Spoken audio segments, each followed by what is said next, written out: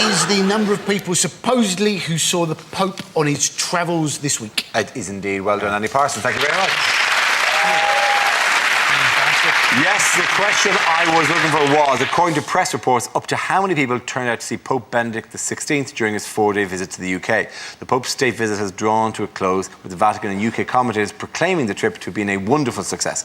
Prime Minister David Cameron praised the Pope for raising searching questions and challenging the country to sit up and think.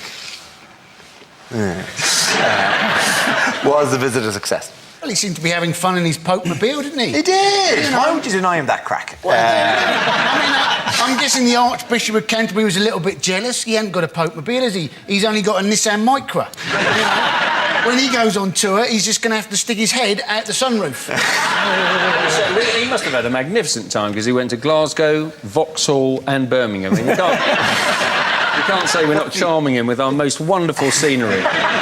That is a natural tourist itinerary, isn't it? Exactly, yeah. Lovely to see the Pope there doing his impression of Nick Clegg at conference. He's quite a small guy, isn't he? The Pope. He is quite, you know, that's the normal chair. Maybe that's a big chair. Yeah. He does look like a ventriloquist doll that's been left there. So it was papal this, papal that, but it is a safe and secure way of buying stuff on the internet.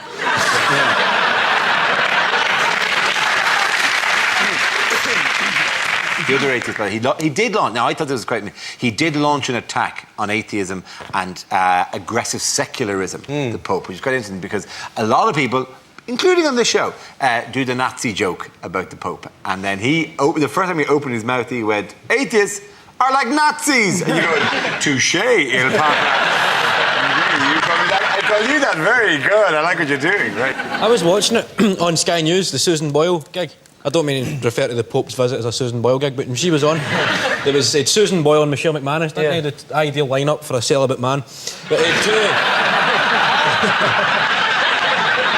there was 2 rows of empty seats, and the commentator on Sky News said, if you're wondering why these are empty, this is the VIP section, and they'll be empty until the Pope arrives. Now, what kind of message is that?